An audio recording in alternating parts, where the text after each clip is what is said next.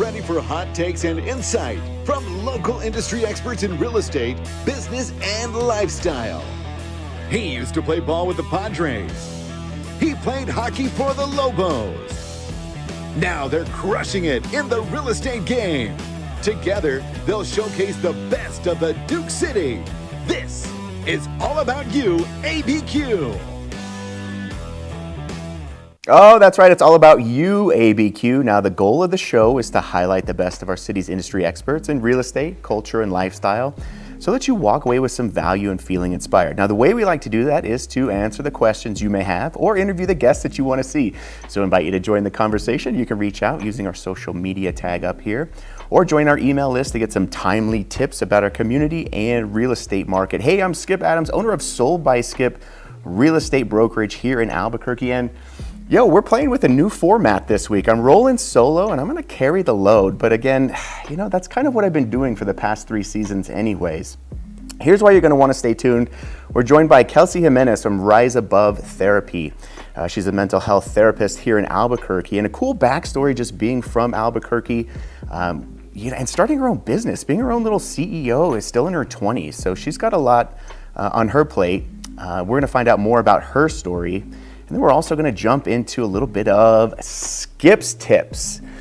So fascinating time right now in the real estate market as we get away from the winter selling season.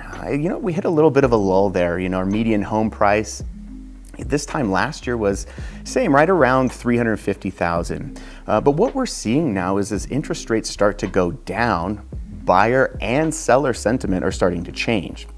So back in October, we had interest rates at about 8%. And now looking around, we had quotes as low as 6.25 right now.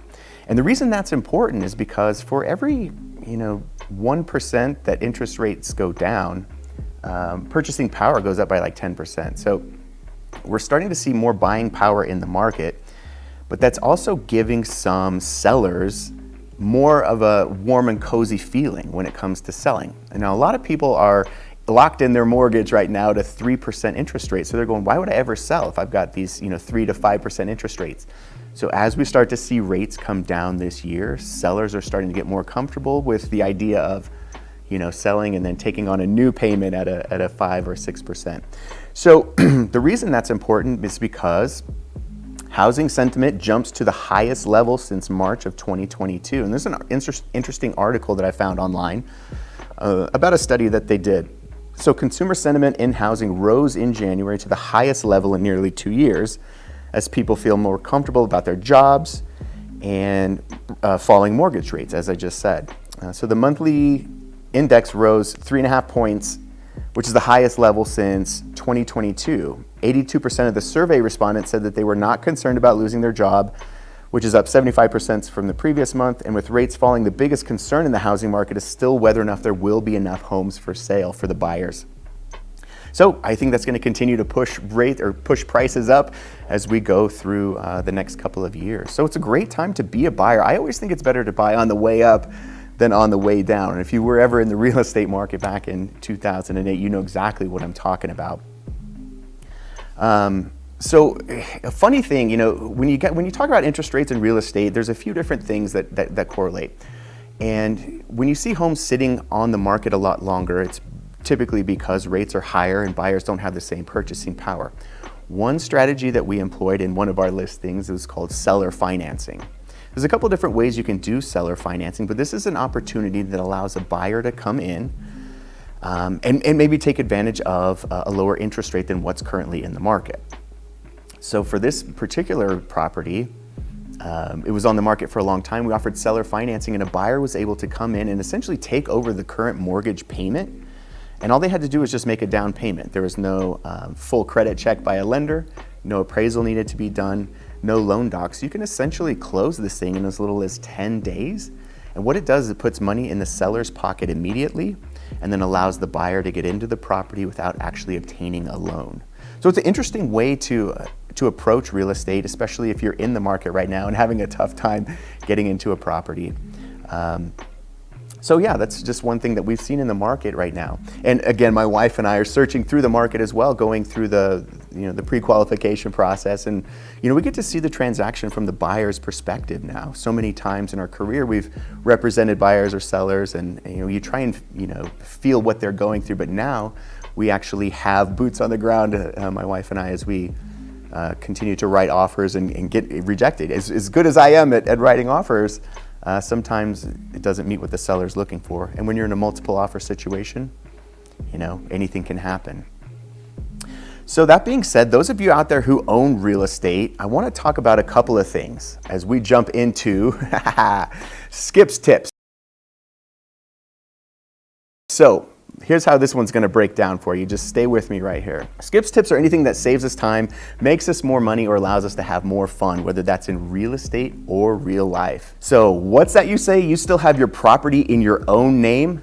Stop. You should be holding your property in a living trust, and here's why. Number one, in the event something happens to you and you're to pass away, if your property is held in a trust, you'll have the ability to avoid probate, meaning you don't allow the home to go through a probate sale through the court system. This is going to ease the burden of your family and your surviving heirs when it comes to dispersing your property. Number two, a living trust will protect your assets in the event you're ever in litigation. If a property is held in a trust, typically it has more protections if there's ever a lawsuit against you. Number three, of course, is reducing estate taxes when you pass the property on to your heirs. So the property's held in a trust, and there's different estate taxes and different liabilities when you pass the property down. So again, it's just going to ease the tension on your family if anything was ever to happen to you. And number four, protect your privacy. If you've ever Googled your name, there's certain things that pop up in public record, like where you live, your phone number, all these things. So by shielding your identity and holding your property in a property trust, it's going to give you more privacy from those creepers online. Now, keep in mind, setting up a trust does require some legwork. It's not fun to do, but the benefits will outweigh not having a trust in place as you get further down the road. Comment below for some help getting started, share this with a friend, and tell them Skip said so. So here's why you're going to want to stay tuned as we jump into segment 2. We're joined by Kelcie Jimenez with Rise Above Therapy. She's a mental health therapist here in Albuquerque. She's got a great backstory of growing up in Albuquerque and then deciding to keep her business local. We're going to find out all about it. Stay tuned. This is YouABQ.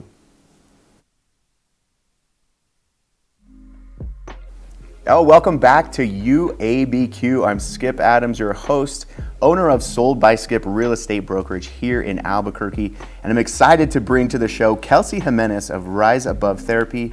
She's a mental health therapist here in Albuquerque.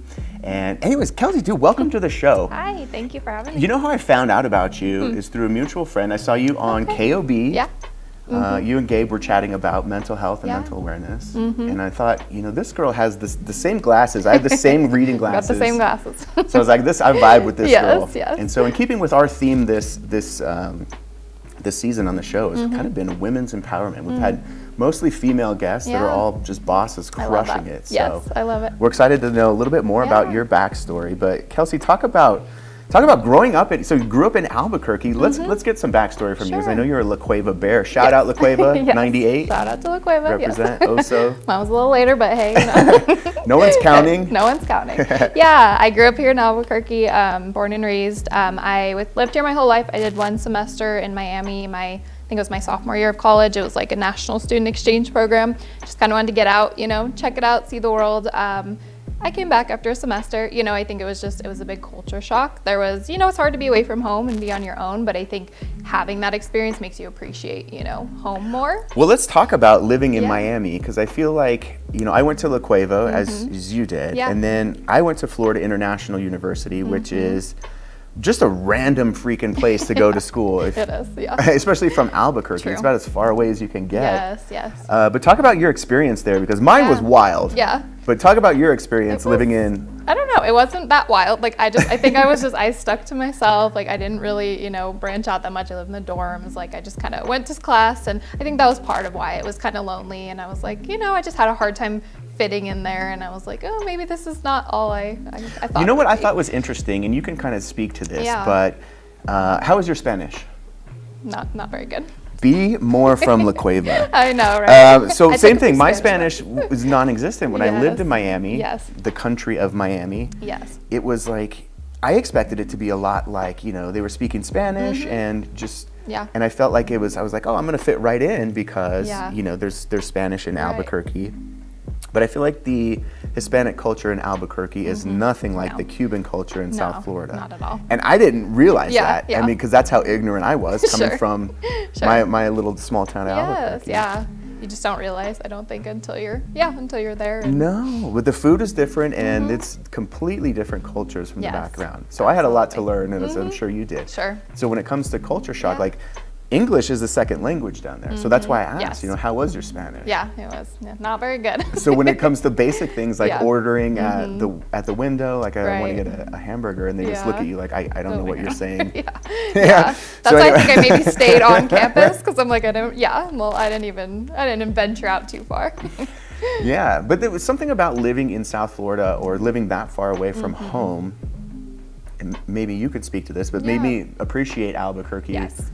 Definitely. And the sense of home that I felt there. So talk about, how do you compare living here versus there? Yeah, I think, like you said, just that familiarity. I think family, of course, just having that support here. Again, like, it is a beautiful place. It's much more slow paced. And so I think that's sometimes nice when you're used to this and then you go to a huge city, it can be very shocking. So I think just like feeling comfortable. The food, awesome. We have awesome food here. You can't beat the food. So when I was living in Miami, it was like, let's get some good Mexican food. Yeah, and you're like, what's Mexican food? We don't have that. We have right. Cuban food. It's not the same. It's not the God, same. I'm so ignorant. So I know. The food, you can't beat the food. But I think there's something to be said, too, for raising a family in Albuquerque. And congrats to you with an 8-month-old boy. Thank you. Yep, 8-month-old boy. Just about to get into the crawling phase. Yes. We're teething. We're almost crawling. We're doing all the things. So. But talk about what that's been like, starting your own business, being a boss mom. Thanks. I'm sure you have a lot of plates spinning in the air. I do. Yeah, I often put a lot of things on my plate, and that sometimes I'm like, I know I can do them, but I put a lot on my plate. It was the start of January of 2023, and I was like, I want to get my business going, and then I got pregnant unexpectedly, so it kind of, put a little bit of a wrench in it, but I still did kind of the back work that I needed to do before I had the baby. Then when I had my son, I gave myself a couple months, and then I was like, all right, I really want to get into this, because at the end of the day, I'm doing this for my family, and so I can have the freedom, right, the financial freedom, just time. So it was kind of that motivation of like, I want to get started and get going with it. So it's been a lot to juggle, but like also really fulfilling in many ways. Well, I can only imagine that. And I think your industry as well is not something you just, hey, I'm going to start this business today. When you're talking about therapy, I mean, that's years of schooling, licensing, and not just that. And what I find in my business is that you have to be an expert in freaking everything now. Marketing, setting appointments, making appearances, staying within your your licensed boundaries, things you can't say, things you can say. Yes, it's hard. It's a lot. My husband, thankfully, he's a marketer. He does digital marketing, so he kind of has helped me with that side of the business, because that's a lot of the times I think what holds therapists back from wanting to start their own businesses is because you have to do the business side too, and it's intimidating when you don't know much about it. So I think I was lucky in having his help with that. But it's a lot. It's like I'm not just a therapist, I'm also a business owner. So it is a lot of juggling and a lot of roles you kind of have to play. Yeah, so good for you to be able to do that. And it sounds like you have good support. Yes, but for sure. With the 8-month-old, I know. It's hard. I know what that can look like. It's definitely tough. But talk about your journey at UNM, because you went from UNM to Highlands. Yeah, so I went to UNM for my bachelor's. I got my bachelor's in psychology and family and child studies, and then I went on to get my master's at New Mexico Highlands. So I went for clinical mental health counseling, and then you have to get basically like 2 years at least of experience, like a certain amount of clinical hours, and then you can apply for your independent license. So I just got that in December, actually. So now I'm like officially done with tests and all that stuff, which feels really great. Well, good for you. Thank you. And I think living in Albuquerque, one of the hot buttons we have here in the news is, crime rate and mental health. And I think that those two go hand in hand. Absolutely. So do you talk about your practice? Do you have any, are you mostly in in office, in clinic, or yeah? So are you out in the streets like no. trying to ease mental I'm crisis? not really like crisis hands-on. Okay. I'm kind of more like the aftermath. So I do a lot of work with trauma. So not really active trauma in terms of like if people have had trauma in their past or currently, but just not like total crisis. So that's kind of where I come in, is like I help people kind of sort through past experiences and heal hopefully from some of that trauma. And yeah, I do, in office, telehealth, all that kind of combo. So when it's in office, is it the typical situation where I'm laying on a couch and you're behind me? And No. I think there's so many misconceptions, about therapy and like the way you see it on the movies and shows, and all of it is pretty much, not true for the most part. I mean, there's couches and there's chairs, but it's very casual. I feel like this is a therapy session that we could be having, right? Yeah, right. Like we're just sitting, we're just talking. It's pretty laid back. It's not like, it's not really what you see, I guess, all the time. Yeah. It's always tough to admit, or to, especially being a man, it's, I don't need therapy, bro. Check these out. Yeah. I'll just go to the gym and stuff it way down Oh, inside. Do you find as though men and women take therapy or receive therapy differently, or what are the barriers you have to break down? I think I honestly did a video about this, and I love actually, so I used to work with federal clients, so people that were either going to prison, just came out of prison, so most of them, that was like my first job, which I wasn't really, I kind of got. So I'm sorry, no, okay. When they're on their way into prison, you're prepping them. Yeah. And then when they're coming out, you're debriefing them. Yeah, basically. Them. So I kind of. What is that like? It was crazy. I got kind of thrown into it. They're like, "Hey, you're gonna work with federal clients." I'm like, "Okay," and that was, to me, was like I was terrified, right? And is it just one-on-one in a room? Just one-on-one. But to be honest, like that, it was my own bias, right? That I was coming into it, and I think, to be honest, some of those clients have been my favorite clients that I worked with, and also. Most of them have been men, right?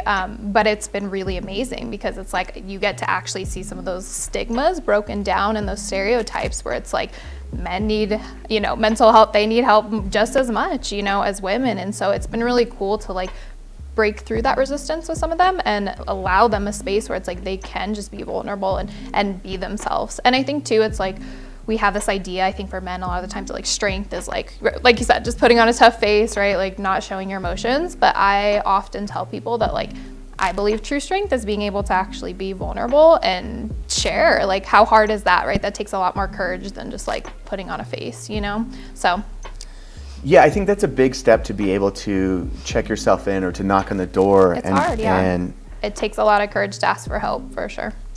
So now you said, as starting out, you're contracting with it through another company. Yeah. So I can imagine, same as in my business, you have to find leads, you have to find people that are raising their hand. Yes. And when we talk about running a business, that's all part of it is, how do I become an expert in marketing and finding people to raise my hand? Yes. Do you get a lot of referrals from insurance companies or through this other company? Yeah, so the main way I've actually been getting them, again, my husband, he does like the digital marketing, so he runs like Google ads for me. So I do get a lot through there. And really for therapists, a huge thing is word of mouth. So, people knowing your work, knowing what kind of therapist you are, and then referring you by then. So that's kind of like the two main things that I've gotten referrals from so far. Let's talk about the letters behind your name. Yeah. LPCC? LPCC, yes. So talk about that. What does that mean? How do you get that credential? So it's licensed professional clinical counselor. So basically means you're independently licensed. So if you want to go on your own, basically, like you don't have to have a supervisor, although I still like having a supervisor, it just helps. And then you basically can take insurance if you wanted to. So it kind of gives you a little more freedom with that kind of thing. And you can also supervise people if you wanted to. So it just gives you a little bit more options there, I guess. So when you have opened up Rise Above Therapy, talk about the name, talk about getting started and where it's located. Yeah, so I don't have like a physical office right now, so I do the telehealth and then just kind of like use offices. So no physical address right now. I want to get an office hopefully in the next couple months, like my own place. But yeah, with the name Rise Above Therapy, I really believe in like, as it sounds, like rising above our challenges, our obstacles. I just feel like everything we go through in life, we have that choice whether we want to, kind of let it define us or destroy us, or we can let it strengthen us. And so that's kind of where that came from. Like I want to help people rise above these things that maybe they think that they can't, you know? And so that's kind of where it came from. And I feel like that's how I've lived my life. And so I just wanted to kind of keep that same name. God bless. Yeah, thank you. I think that's great. Thanks. And you know, starting a business is no easy task, Yeah. especially, you know, in Albuquerque. And, Yeah. So I commend you for at least getting out there, getting your master's, Thank and you. then getting it going. Thanks. What have been some of the hurdles? I mean, obviously, besides starting a family, Sure. but have there been any hurdles in getting business licensing through Albuquerque or figuring out gross receipts tax or? Yeah, the tax stuff, yeah, I'm still don't have that figured out. Yeah, I need some help with Nobody that. does. No one does. Yes, that's hard. I think the whole like insurance thing hard is too. Insurance companies are very hard to work with, so kind of figuring all that out. I think those have been like the biggest challenges. Because at some so point far. you're going to have your own front office staff that's Yeah. doing appointments. Yeah, I could. It would be nice. I'm in the future, you know, I don't know what it'll hold. Like if I want to do more of like a group practice. For now, I'm good kind of being solo. I want to try that out for a while, but definitely options in the future if I want to like open up a group practice. That could be an option. No, that's great. And I think, so with the way your licensing works, is it strictly in New Mexico, or can you see Yes. clients from Ohio via telehealth? No, or so unfortunately it's just New Mexico. So whatever state you're in, you have to be licensed in that state. And unfortunately every state has like a little bit different rules. So it makes it a little bit difficult. So if I ever moved somewhere, you know, I'd have to get licensed in that state too. What are the, and you know, I don't know if this, you don't have to share this, but what It's are okay. some of the notes that you, do you have to, like after I meet with a client, I go Yeah. into it and I write down the notes, so here's what we talked Uh-huh. about, A, B, and C, but Yeah. how in-depth are your notes? Do you Yeah. have to like record? It depends. So if it's like if you're taking insurance, you do have to be more specific about things. If you're kind of just like self-pay or you're not doing it that way, you don't really have to be as specific. So yeah, it's more just like general things, not like details. We don't ever really want to like throw clients under the bus. Murder you know? his wife. Yeah, we don't want to throw clients under the bus. So it's more just like, we talked about this, these are the themes that came up, client reported this, maybe just kind of brief. Yeah, and then you can put it's called like a DAB note, you can put your assessment, which is like how you viewed the session or things that might be coming up for you, and then like what's your plan going forward. So that's kind of Do you find yourself in normal everyday conversations analyzing people? No. I think it's so funny because that's like such a common, right? Like Yeah. thing that people say. Your is husband, like, does your husband just go, dude, stop, just turn it off, lady? No, he sometimes flips out at me. He's like, well, you're the therapist, like you should. Let's talk about you for a Yeah, minute. let's talk about you. Yeah, no, but I really don't. And I want to like set that straight for all therapists, because that's one of our, I guess you call it pet peeves, that people think like we analyze people. And I'm like, we're just trying to live our lives. Like when we're out and when we're doing stuff, we don't care. Like we do that enough in our work. We just want to live our lives. And no. I guess that's true. When you're not on the clock, you're like, yeah, I don't want to sit here Like and analyze when this dude. people are like, oh, when you tell people you're a therapist sometimes, and then they're like, oh, let me tell you everything about my life. And you're like, I'm just trying to eat my meal. Yeah. I'm just trying to. Just need my coffee. Yeah, like leave me alone. So, you know, there's a lot of misconceptions there. Okay. Well, in keeping with mental health, what Yeah. I want to do to you, I want to Sure. fire off. Let's do Kelsey's Corner here. I like some rise above Yeah. therapy tips for mental health, because I feel like it's Yeah. you know, it's always a hot button. It's always in the zeitgeist that you know, Sure. take care of upstairs first. And in fact, that's kind of my morning routine. Yeah. Is, you know, get up early and do a little meditation and work out before any of the kids wake up. Yeah. But I'm going to kick it to you in Kelsey's Corner here for Rise Above Therapy. Give us some top 3 tips Sure. that we can do to Yeah. keep our mental health stable. Okay. Yeah. I think a big one, like more when you're talking about morning routine. So a lot of the times, right, we get up and then we are on our phones right away. So we just, you know, look at our phones. A big thing with that is that we should just put our phones down before we even have a chance to, you know, wake up. So that can actually, when we look at our screens first thing in the morning, it can disrupt our sleep cycles. So that's a good thing to not do. Another thing I've learned about hitting the snooze button is a huge thing. When we hit the snooze button, like even if it's 5-10 minutes, again, we're re-entering a sleep cycle. And so when you wake up from that, you're having a harder time getting up. So there's this little tip of like when your snooze button or your alarm goes off, count to 5 and then get up, like don't snooze. So that can really help. And I think too, just like I'm huge on like exercise and just diet and right, all those things that people think like, oh, I need medication, this and that. It's like, well, have you tried exercising? Have you tried eating well? Have you gone outside today? Like, right? So really getting back to the basics. Like I know it sounds basic, but like let's do all of these things first, and then, you know, we can evaluate from there. I think a lot of people underestimate those things. I don't know if that was 3, but. Yeah, no. All right, so just to recap, it's don't hit the snooze button. Yes, don't hit Don't check your phone, and get your ass on the treadmill, right? Isn't that what you said? Basically, yeah. And also you can, when you wake up, like get some light, actual natural light. So wake up, open your blinds right away, turn on the lights.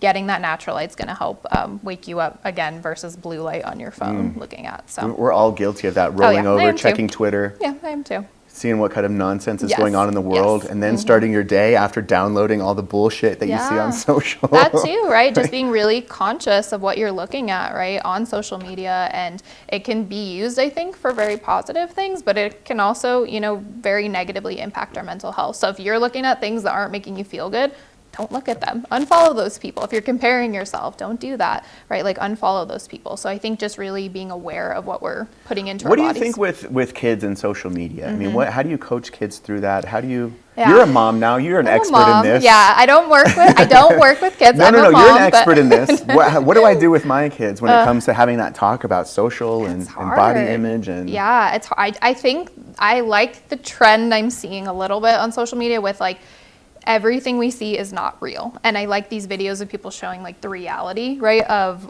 you know, their bodies, and then, oh, this is photoshopped, or this is what I actually look like in this light. So I think showing people like that's not real, and social media is not real, and no matter how people portray themselves, like they're not going to show, right, their worst moments or their insecurities. So I think having that conversation of like just being very aware that like most of the stuff isn't real that you see, you know? Yeah, we're surrounded by bullshit everywhere we look. Pretty much, yeah. In a good way. Yeah. Kelcie Jimenez, Rise Above Therapy. We're gonna have links to your Instagram and stuff on our page. But if somebody needs help, help with mental health, and they want to talk to a therapist, sure.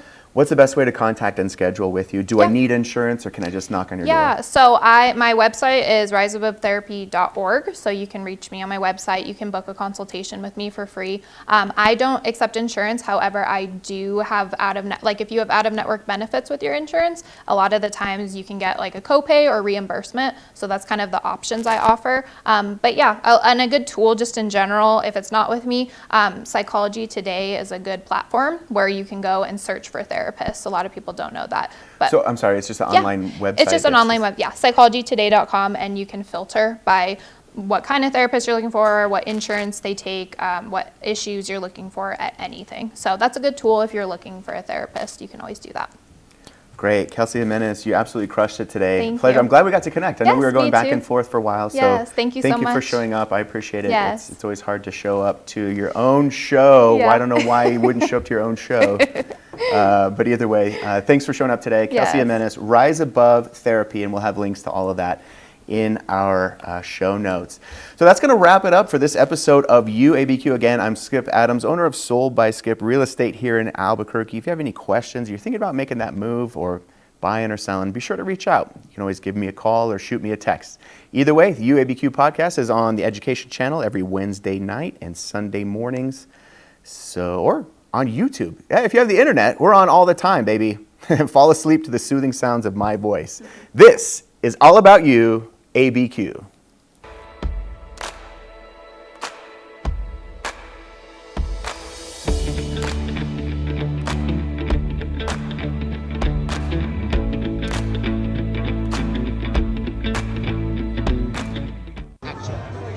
You're watching YouABQ.